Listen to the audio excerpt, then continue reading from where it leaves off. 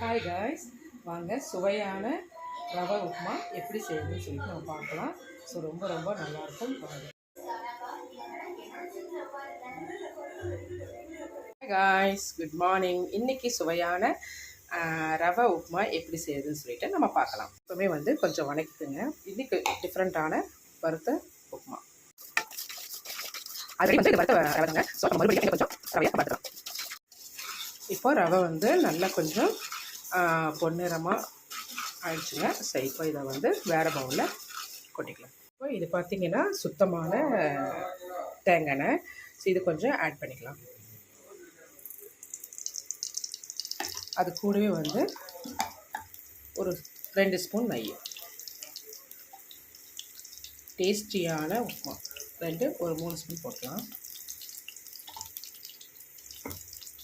கடுகு, உளுந்து, கடலைப்பருப்பு இங்கேயே ஆட் பண்ணிக்கலாம். இது உப்புமாவுக்கு டேஸ்ட்டே பார்த்தீங்க அப்படின்னா கடுகு, உளுந்து, கடலைப்பருப்பு. ஸோ இது நல்ல நெய்யில் பொரிட்டு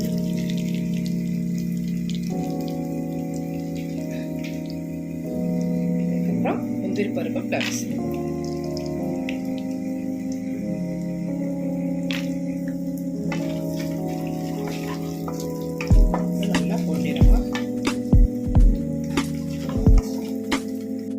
சின்ன வெங்காயம் ரொம்ப ரொம்ப நல்லது. ஸோ அதையும் கொஞ்சம் ஆட் பண்ணிக்கலாம்.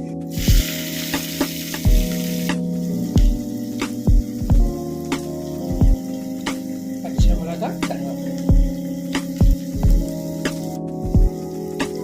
உப்பு கொஞ்சமா, ரொம்ப போடானா. உப்பு இது நல்லா பொன்னிறமாக ஆன பிறகு நம்ம தண்ணியை ஊற்றணும். ஆக்சுவலாக இது எல்லாத்துக்கும் தெரியும். நான் இன்னும் கொஞ்சம் டிஃப்ரெண்ட்டாக பண்ணிடுவேன். அளவு தண்ணியை ஊற்றிக்கலாம். 1 கிளாஸ் ரவைக்கு 2 கிளாஸ் தண்ணி, கரெக்டான அளவு. நல்லா கொதி வரட்டும். தேவைப்பட்டால் மல்லித்தலை போடணும். இப்போ பார்த்தீங்கன்னா நல்லா கொதி வந்துருச்சு. ஸோ இப்போ நம்ம ரவையை ஆட் பண்ணிடலாம்.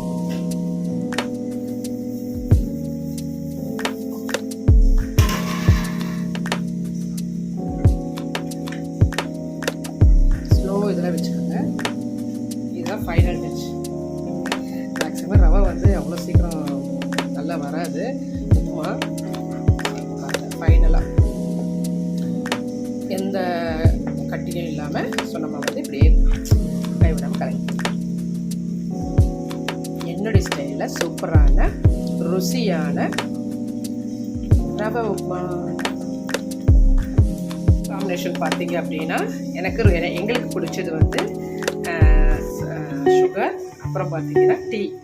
ஸோ ரொம்ப ரொம்ப ரொம்ப பிடிக்கும். பின்ன தேங்காய் சட்னி இதுக்கு ரொம்ப நல்லாயிருக்கும். ஸோ எங்களுக்கு மேக்ஸிமம் இதில் சர்க்கரை போட்டு சாப்பிட்டோம் அப்படின்னா செம்ம டேஸ்டியாக இருக்கும். டீ அதை விட காம்பினேஷன் வேறு லெவலுங்க. ஓகே, ஸோ பாருங்கள் நல்லா இதாகிடுச்சு. இனி நம்ம நெய் வேணும்னா ஊற்றிக்கலாம், வேண்டான்னா ரொம்ப தகட்டும். இது போதும். ஓகே ஃப்ரெண்ட்ஸ், இங்கே பாருங்கள் என்ன அழகாக உதிரியாக நல்லா வந்திருக்கு. ஸோ இந்த வீடியோ உங்களுக்கு பிடிச்சிருந்தா லைக் பண்ணுங்கள், சப்ஸ்கிரைப் பண்ணுங்கள். ஸோ நான் ரொம்ப நாள் கேப் கழிச்சு வந்திருக்கேன். பாருங்கள் எல்லாம் உதிரியாக வந்திருக்கு. ஸோ சாப்பிடவும் ரொம்ப ரொம்ப நல்லாயிருக்கும். Thank you friends.